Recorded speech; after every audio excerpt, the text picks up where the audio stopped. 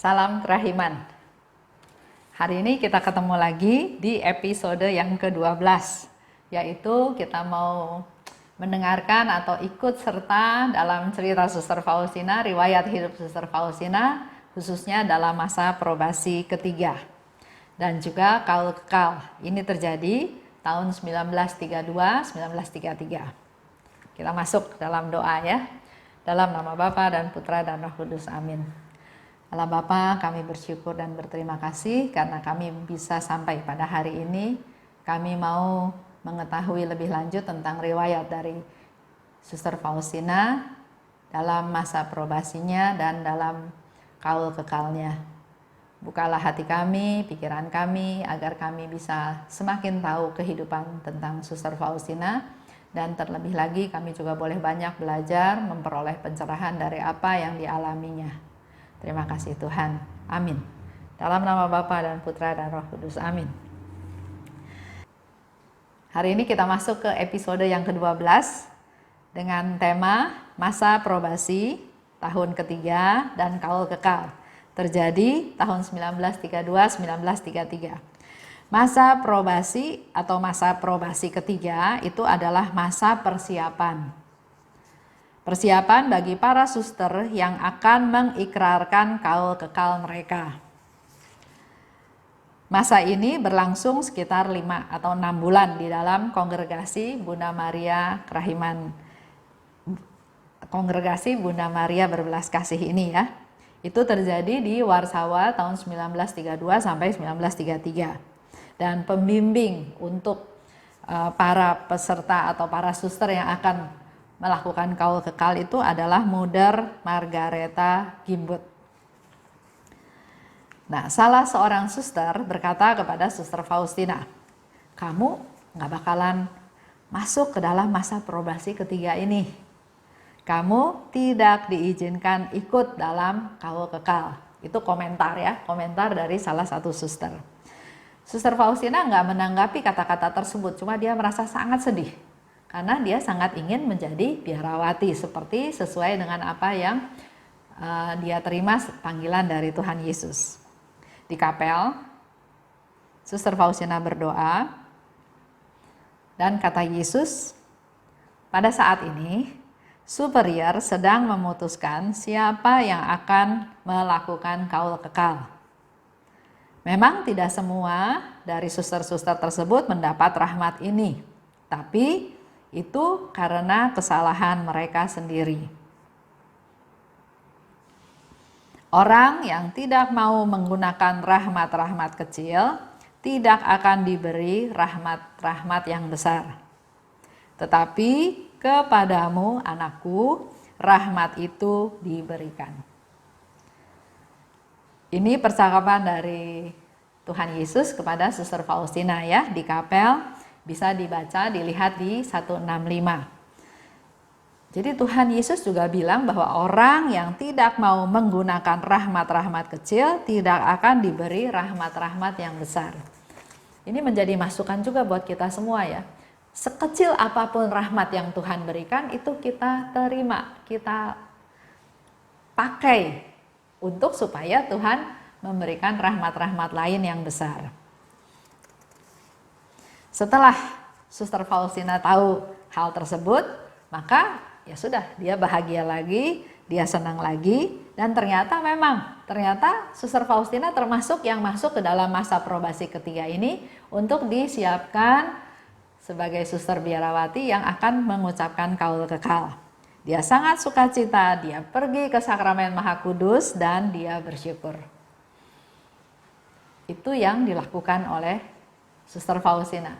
Jadi dia nggak peduli pendapat orang lain, nggak peduli omongan suster, dia hanya mengandalkan Tuhan. Dia bertanya sama Tuhan, Tuhan menjawab dan semuanya menjadi dia isi dengan sukacita dan dia pergi ke Sakramen Maha Kudus untuk bersyukur.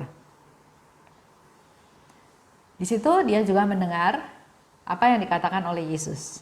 Engkau adalah kesukaanku, engkau adalah penghibur hatiku. Aku memberi rahmat sebanyak yang dapat engkau rengkuh. Kalau ingin membuat aku bahagia, Seringlah berbicara kepada dunia tentang kerahimanku yang besar dan tak terselami. Itu pesannya Yesus kepada Suster Faustina.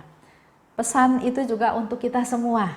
Kalau kamu ingin membuat aku bahagia, kata Tuhan Yesus, seringlah berbicara kepada dunia tentang kerahimanku yang besar dan tak terselami.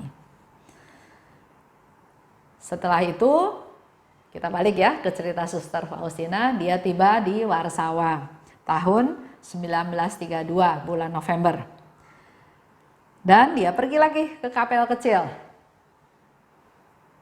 Di sana dia mendengar lagi suara Tuhan Yesus, putriku, aku ingin agar hatimu dibentuk mengikuti model hatiku yang maha rahim. Engkau harus sepenuhnya dipenuhi dengan kerahimanku. Setiap momen yang dia lakukan, dia selalu bisa mendengar suara Tuhan. Dia pergi ke Sakramen Maha Kudus, dia mendengar suara Tuhan. Dia pergi ke kapel kecil, dia mendengar suara Tuhan. Ya. Karena Suster Faustina belum ikut retret, jadi walaupun dia sudah ditentukan untuk persiapan kaul kekal, tapi ditanya sama Mother, kamu udah ikut retret belum? Dia bilang belum. Oke, kalau gitu kamu perlu ikut retret 3 hari. Dan memang pada saat itu sedang berlangsung retret 8 hari. Oleh sebab itu, Suster Faustina dikirimlah ke Walendo. Lokasinya kurang lebih 20 km dari Warsawa untuk ikut retret. Dan di sana Yesus bilang lagi, aku sedang mempersiapkan banyak rahmat bagimu yang akan engkau terima selama retret. Di dalam retret, Tuhan juga menyiapkan banyak rahmat. Maka kita semua juga perlu banyak ikut retret. Retret itu penting ya, dan Tuhan bisa kasih rahmat di mana saja, khususnya juga di retret. Dikatakan lagi oleh Tuhan, bersiaplah untuk retret yang akan dimulai besok. Tentang keberangkatanmu, aku akan mengaturnya dengan para superior. Itu ada di 167. Jadi kalau saya lihat, yang dialami oleh Suster Faustina itu sangat-sangat pribadi dengan Yesus. Bahkan Yesus mengatur sedemikian detail, sampai Yesus bilang, kamu pergi retret besok. Dan segala halnya disiapkan oleh Tuhan, dia yang akan berbicara dengan, atau dia yang akan mengatur dengan para superior. Jadi berserah pada Tuhan, andalkan Tuhan, percaya Tuhan akan atur segalanya, akan menjadi yang terbaik yang kita dapat.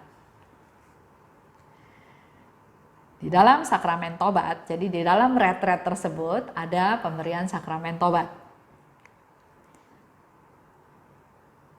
Dikatakan oleh Romo, jangan peduli akan sesuatu yang lain, tapi selalu setia pada Tuhan Yesus. Tidak peduli apa yang dikatakan orang tentang suster. Justru dengan jiwa-jiwa yang memprihatinkan seperti ini, Tuhan Yesus bersatu dengan mesra. Kita sering ya dalam hidup juga takut diomongin orang ya, merasa orang nanti ngomongin saya ya, tapi Imam ini bilang sama Suster Faustina, jangan peduliin orang lain. Bahkan dalam jiwa yang memprihatinkan seperti ini, Tuhan Yesus bersatu dengan mesra. Semakin merendahkan diri, semakin erat Tuhan Yesus akan menyatukan diri denganmu.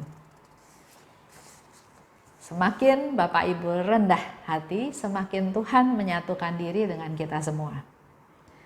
Selama masa probasi ketiga ya, Suster Faustina kerja di vestiarium namanya, yaitu di ruang tempat penyimpanan pakaian para suster, dan juga sekaligus di situ menjadi ruang menjahit, ruang untuk menjahit. Tugasnya apa? Tugasnya mencuci, menjahit, merapihkan, dan mengantar pakaian biara tersebut kepada suster-suster yang ada di sana. Pernah satu kali ada suster yang kebangetan. Suster Faustina mengantar pakaian biara itu sampai 3 kali, tapi tetap suster itu nggak puas dengan apa yang dikerjakan oleh Suster Faustina. Itulah salah satu yang dia alami juga ya, kesusahan penderitaan hidup di biara. Pernah suatu kali juga Yesus berkata, "Serukanlah kerahimanku bagi para pendosa. Aku merindukan keselamatan mereka." Apabila dengan hati yang remuk redam dan dengan iman yang kuat engkau mendaraskan doa ini atas seorang berdosa, aku akan memberi rahmat pertobatan padanya. Itu ada di 186. Jadi dalam hidup sehari-hari, masa probasi ketiga juga, selain dia sering mendengar atau berkomunikasi dengan Tuhan Yesus juga memberi tugas. Begitu pula dengan kita dalam hidup kita sehari-hari, sebetulnya ada tugas-tugas yang Yesus berikan kepada kita untuk melaksanakan firman-Nya, melakukan kehendak-Nya. Dalam hal ini, Yesus bilang, "Aku merindukan keselamatan dari jiwa-jiwa orang berdosa." Dan kalau kamu doa dengan hati yang remuk redam dan iman yang kuat, maka aku akan memberikan rahmat pertobatan kepada jiwa tersebut. Dan doa yang harus diucapkan adalah ada di 187. Inilah doanya.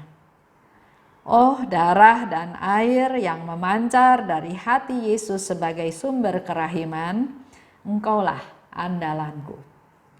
Jadi ini doa diajarkan oleh Yesus kepada Suster Faustina jauh hari sebelum adanya pemberitahuan tentang jam kerahiman. Bukan doa pada jam kerahiman, ya. Jadi saya juga ingin menjelaskan, di dalam jam kerahiman Yesus minta 3 hal. Kalau bisa, lakukan jalan salib. Kalau enggak bisa, pergilah ke Sakramen Maha Kudus menyembah Tuhan. Kalau masih enggak bisa, dimanapun engkau berada, walaupun sebentar, renungkanlah sengsaraku. Ada doa khusus? Enggak ada. Karena dalam merenungkan sengsara Tuhan, pasti doanya beda-beda setiap orang. Nah, kalau dikaitkan dengan doa, "Oh darah dan air" yang sering kita doakan dalam jam kerahiman, ternyata berasal dari diary nomor 187 tersebut, di mana Yesus secara spesifik bilang sama kita, kalau dengan hati yang remuk redam dan dengan iman yang teguh kita berdoa buat seseorang yang berdosa, maka Tuhan akan memberikan rahmat pertobatan kepada jiwa tersebut. Dan doanya adalah seperti ini. Jadi pertanyaannya, boleh nggak doa "Oh darah dan air" dalam jam kerahiman? Silahkan. Tapi tidak otomatis bahwa Tuhan minta doa ini dalam jam kerahiman.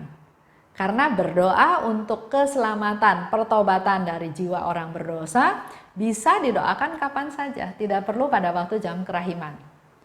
Misalnya jam 9 pagi kita berdoa khusus untuk pertobatan dari orang berdosa tersebut. Dengan hati yang remuk redam, dengan iman yang teguh kita berdoa, "Oh darah dan air", maka Yesus janji akan memberikan rahmat pertobatan kepada jiwa tersebut. Jadi saya harap Bapak Ibu menjadi lebih jelas ya, lebih jelas dalam arti doa jam kerahiman adalah seperti yang Yesus minta. Apakah perlu doa "Oh darah dan air"? Enggak perlu, karena Yesus enggak mengajarkan untuk berdoa doa ini dalam jam kerahiman. Tapi didoakan dalam jam kerahiman, boleh enggak? Menurut saya boleh. Karena ini juga untuk pertobatan dari permohonan untuk pertobatan dari orang yang berdosa. Sedangkan di jam kerahiman Yesus selalu berkata, "Benamkanlah dirimu, berdoalah untuk mereka yang berdosa." Benamkanlah orang-orang berdosa dalam lautan kerahiman, karena pada saat itu kerahiman Tuhan terbuka lebar. Apa yang kamu minta dalam jam kerahiman, maka Tuhan akan kabulkan bila permintaan itu demi sengsaranya Tuhan. Doa jam kerahiman akan Tuhan kabulkan untuk kepentingan kita sendiri dan untuk kepentingan orang-orang yang kita doakan. Jelas ya? Mudah-mudahan penjelasan ini menjadi lebih clear, lebih jelas. Sehingga dalam doa jam kerahiman, kalau enggak berdoa "Oh darah dan air", memang tidak perlu. Tapi kalau kita berdoa untuk pertobatan seseorang seperti yang Tuhan minta dan kita mau berdoa oh darah dan air, silahkan. Tapi oh darah dan air ini bisa didoakan kapan saja, tidak harus pada jam kerahiman. Nah, yang saya lihat ada kelompok-kelompok yang berdoa jam kerahiman itu langsung dia berdoa, oh darah dan air yang memancar dari hati Yesus sebagai sumber kerahiman, Engkaulah andalanku. Pertanyaannya adalah apakah didoakan dengan hati yang remuk redam? Apakah didoakan dengan iman yang kuat? Dan apakah kita berdoa untuk keselamatan jiwa seseorang yang berdosa supaya memperoleh rahmat pertobatan? Jadi kalau saya lihat doa ini lebih spesifik, lebih spesial ya, kepada atas nama, disebutkan atas nama orang yang berdosa. Jadi lebih fokus. Lanjut ya. Lanjut. Pernah juga Suster Faustina dalam masa probasi ini mengalami sesuatu cobaan yang mengerikan. Dia melihat ada seseorang siswa yang tergoda untuk bunuh diri. Ya.